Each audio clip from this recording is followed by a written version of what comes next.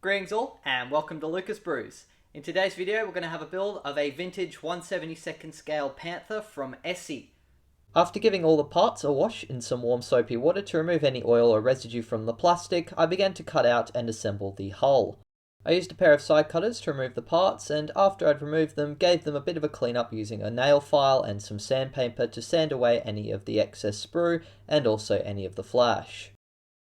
The sides of the hull and the rear plate have to then get glued to the floor, unlike the other two kits where these come as one piece that's been moulded. Despite the age of the kit causing some of the plastic to be a little bit warped, I managed to glue all these parts together and they fitted quite nicely with no gaps.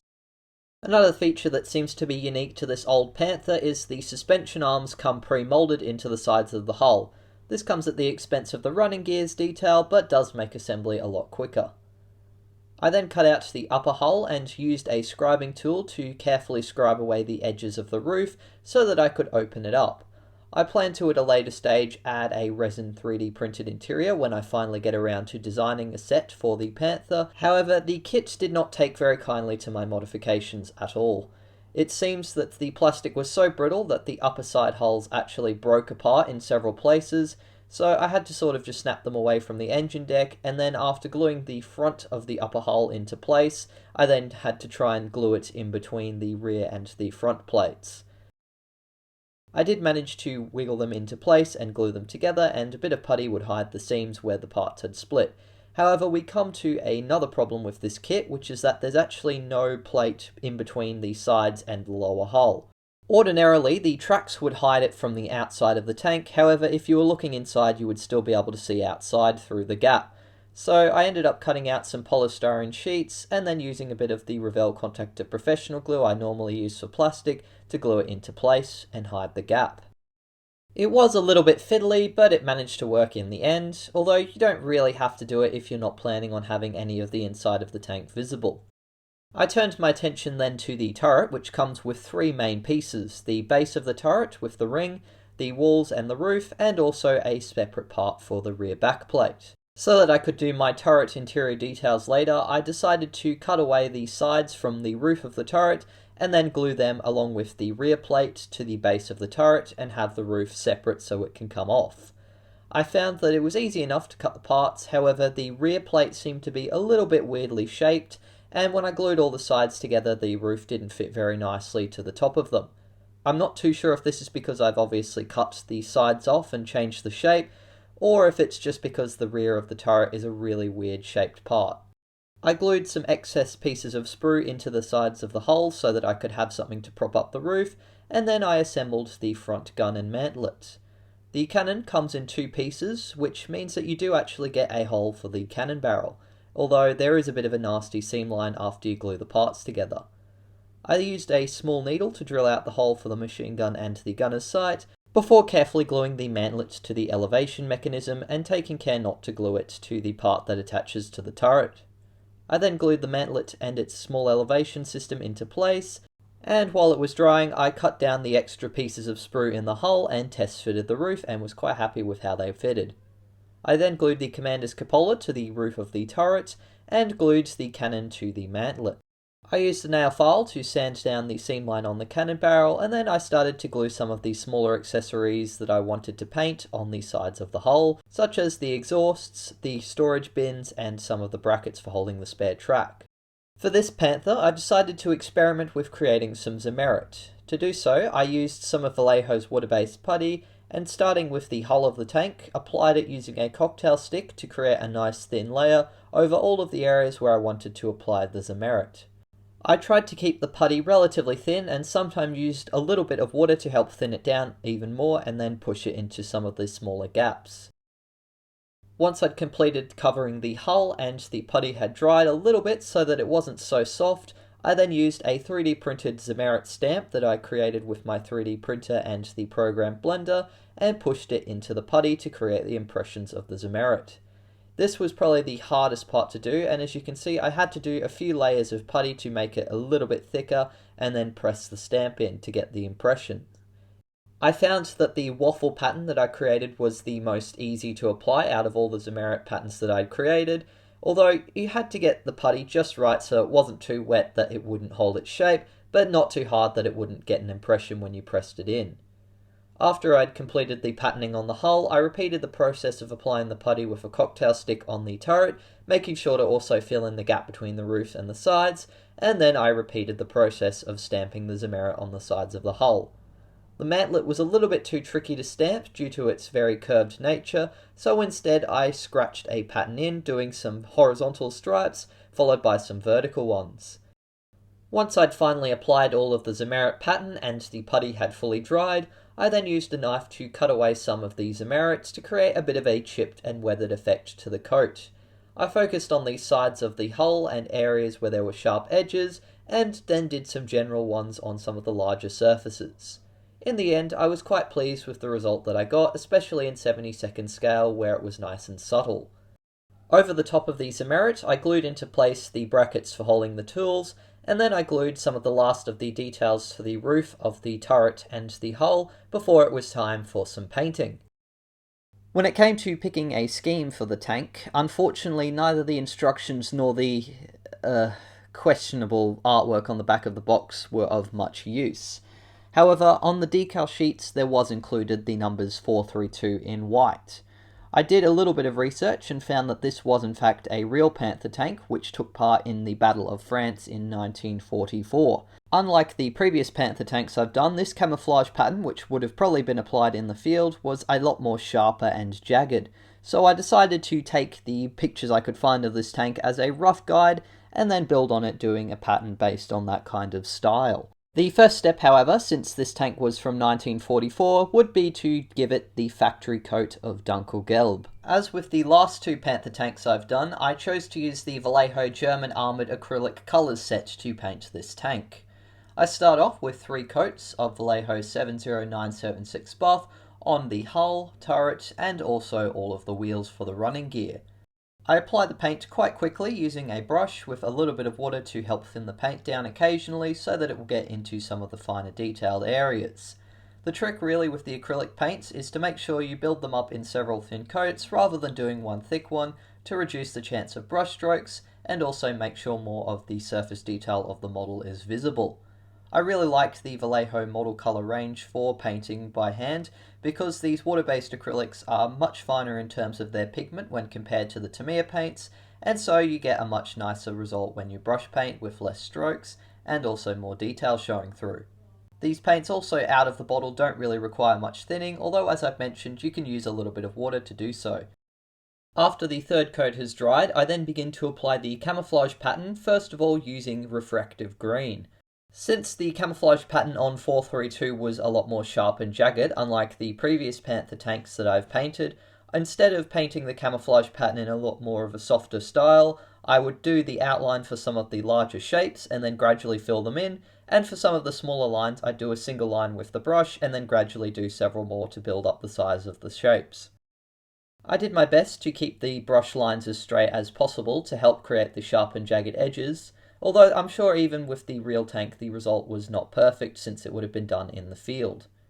I repeat the technique using the chocolate brown colour, and after I've applied all of the shapes for the chocolate brown, I then use a little bit of the buff to help neaten up any of the mistakes I've made.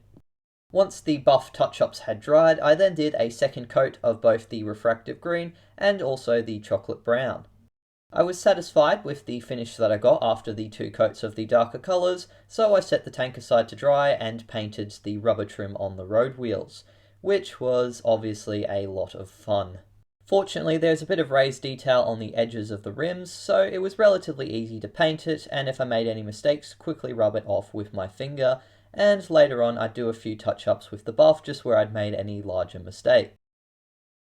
And with the painting done, it was time to apply some of the decals. I cut out the ones that I wanted from the transfer paper and stuck them in a little bit of water for a few minutes, and after they'd started to come loose, I applied a bit of water to the area on the model where I wanted to apply them, and then slid them into place with a brush. After I'd applied them, I then used a cotton tip to apply a little bit of Vallejo decal softener to help soften the decals, and then a little bit of decal adhesive from Tamiya to help them stick down, especially with the Zimmerit pattern.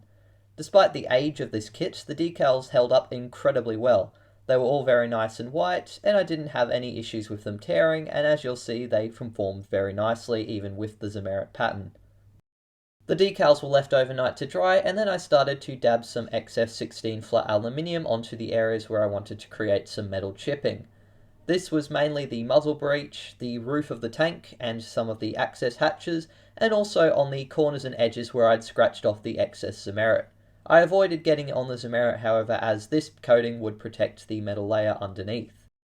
XF16 was also dry brushed onto the road wheels to create some chipping on the bolts and raised details, and also to paint the accessories which I would stick on the tank later.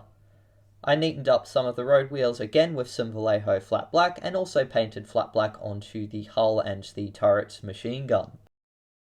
To neaten up any of the excess chipping and also create the illusion that there was a layer of paint on top of it, I use a very fine brush to paint the buff, chocolate brown and refractive green over some of the areas where I want to tone down the effect. I also use the same fine brush to apply some Vallejo flat white onto the 432 markings to give them a bit of a rougher and more hand-painted look. I apply another coat of XF16 flat aluminium onto all of the metal tools, and then get out some Tamiya panel liner scent and apply a heavy coat on the road wheels, sprocket, idler, hull, turret, and also the tracks. This helps to create a weathered look on the road wheels and especially the tracks, giving a greasy effect that builds up in all of the recessed details. And as for the hull and turret, it helps highlight their details, such as the hatches and especially the Zimmerit coating, and makes the tank look a little bit darker and more weathered. The effect is a bit excessive on both the hull and the turret, but fortunately the panel liner is enamel and the paints that I used to paint the tank were acrylic. So I can then use some Tamiya X20 thinners and a cotton tip to rub away the excess panel liners and help soften the effect, and make sure it's mainly built up in only the recessed details. If you did use enamel paint, you could apply a coat of varnish before applying the panel liner and still use the same technique to pretty decent effect in my opinion.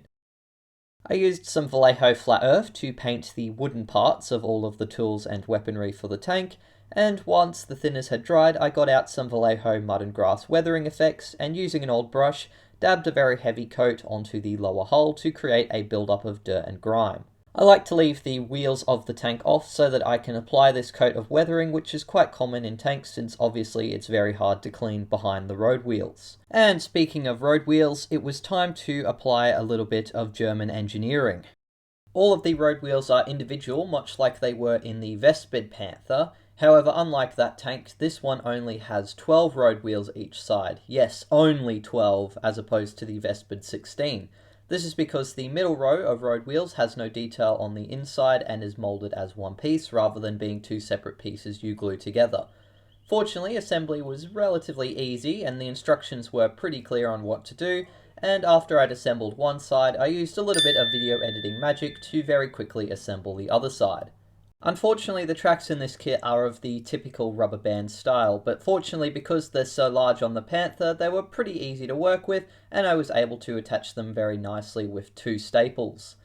They seemed to fit pretty nicely onto the running gear, with only a little bit of ballooning in between the road wheels, and fortunately because the road wheels were pretty thick where they joined the suspension arms, they didn't seem to bend too much under the strain. Another thing that's slightly unfortunate is this kit doesn't actually come with any side skirts. Fortunately, I had some spare ones left over from the Vespid Panther, so after breaking them into individual sections and bending them up a little bit to make them look nice and tattered, I then glued a couple of them into position, leaving a few gaps where some had fallen off or gotten torn off, potentially during battle. They'd been previously painted Vallejo buff, but I decided to give them a second coat to make it a little bit stronger and cover some of the scratches I made when bending them into shape.